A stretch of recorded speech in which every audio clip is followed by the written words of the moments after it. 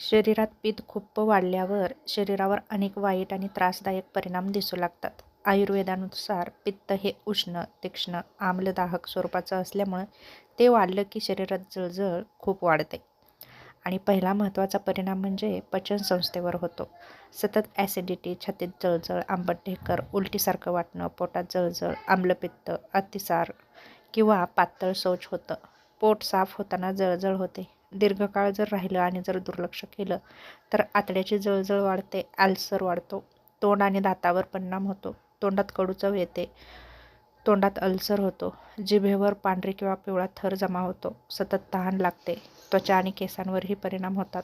त्वचेवर पुरळ, फोड, पित्त उठतं, खाज, जळजळ उठते, त्वचा काळवंडते किंवा लालसर होते, केस गळतात, अकाली पांढरे केस होतात, चेहऱ्यावर पिगमेंटेशन होतं, मग पुढं जाऊन एक्झिमा, सोरायसिस होतो, डोळ्यांवर परिणाम होतो, डोळ्यात जळजळ, लालसरपणा जाणवतो, डोळे पटकन थकतात, दृष्टी धूसर होते, उन्हात डोळ्यांना त्रास होतो, मानसिक आणि मेंदूवर परिणाम होतो, चिडचिडेपणा जाणवतो, राग जास्त येतो, अस्वस्थता जाणवते, बेचैनी, झोप लागत नाही, लक्ष लागत नाही, निर्णय घेण्याची क्षमता कमी होते.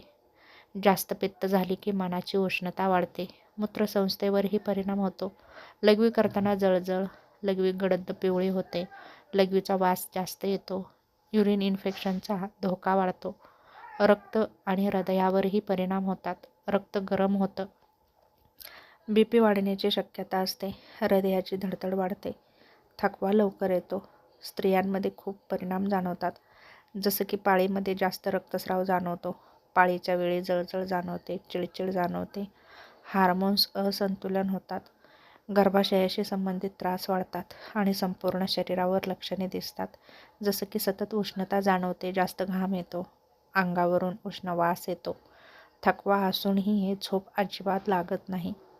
पित्त वाढण्याची प्रमुख कारणं म्हणजे खूप तिखट, आंबट, तेलकट अन्न खाणं, उपाशी पोटी चहा कॉफी घेणं, जास्त उन्हात राहणं, ताणतणावात राहणं, राग जास्त येणं किंवा रात्री उशिरा झोपणं, त्याचप्रमाणे दारू, सिगारेट, मद्यपान यांचं जास्त सेवन करणं. दुर्लक्ष केलं तर भविष्यात धोके वाढतात, जसं की अल्सर वाढतो, लिव्हरची समस्या वाढते, त्वचारोग होतो, मानसिक असंतुलन होतं, हार्मोनल्समध्ये प्रॉब्लेम निर्माण होतात आणि पुढे जाऊन शरीरावर एकंदरीतच वाईट परिणाम होतात. तेव्हा योग्य वेळी या आजाराकडे लक्ष देऊन योग्य ते उपचार केले आणि तेलकट, आंबट यासारख्या पदार्थापासून नेहमीच दूर राहा आणि जागरण जास्त नाही केलं तर पित्तापासून नक्कीच आपलं संरक्षण होऊ शकतं.